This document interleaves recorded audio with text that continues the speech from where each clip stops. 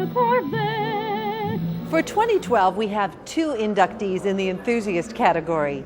Patrick Dolan was introduced to the Corvette in much the same way many of us were, by experiencing the '53 model. And in his case, it really was a model, on Christmas Day, 1954.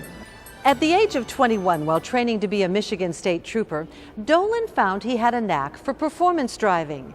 That skill, linked to a '73 Corvette convertible big block, led to a successful 15-year stint in NCCC autocross, also on big tracks like Daytona and Charlotte. My first encounter with Mr. Dolan, he was climbing out of his race car, tall, skinny, kind of boisterous, had a pair of what he called his lucky race pants on.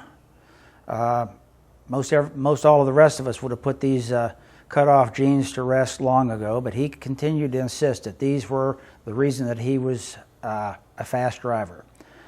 The fact that he had a big block and the car would fly without him was not material.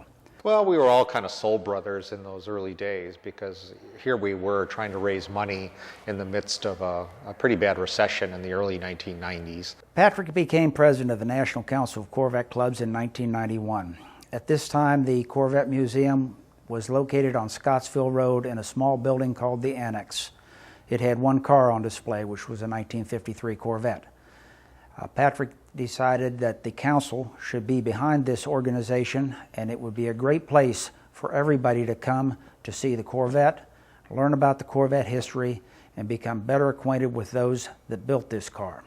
Late 80s, early 90s, when we were finally down to the nuts and bolts of how we actually pull this thing off, and Pat was one of the cooler heads, as I remember it, that made it so that in the end, in 1994, we were able to have this really glorious grand opening with both NCCC and NCRS feeling like full partners in that operation. Patrick was very instrumental in getting the name National Corvette Museum, because it could become a place where all organizations affiliated with Corvette could come and enjoy the car.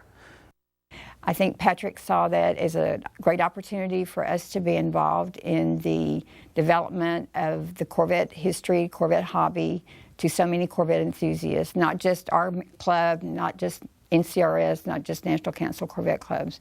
He saw it as a way to bring all Corvette enthusiasts together. After his tenure as president of the NCCC, Patrick managed the charitable activity for the organization, raising funds for spina bifida and muscular dystrophy research, and more recently for the National Kidney Foundation.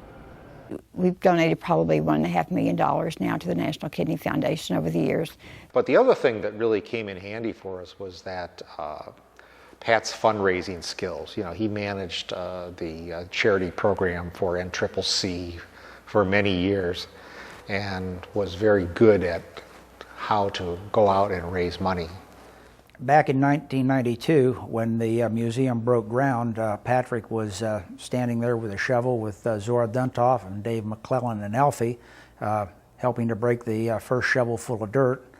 He stood by as Zora drove the Corvette bulldozer. Last week of August of 1994, when the museum was getting ready to open, Patrick spent a week and a half down here, I believe, helping with all the last-minute details and rush, if you will, of putting the finishing touches here or there on displays, the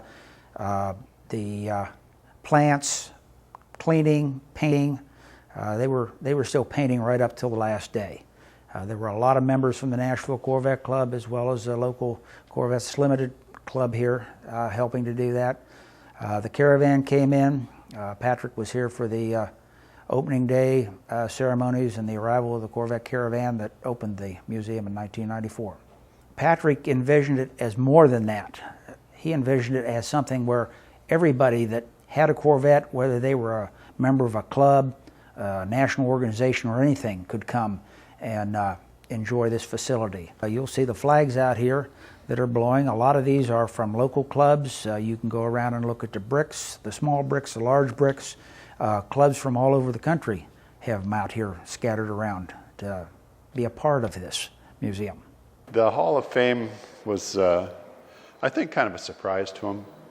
What it means to him and what it means to all of us is that his real effort in the real beginning, and I'm not talking when they built the building, he was involved well before that.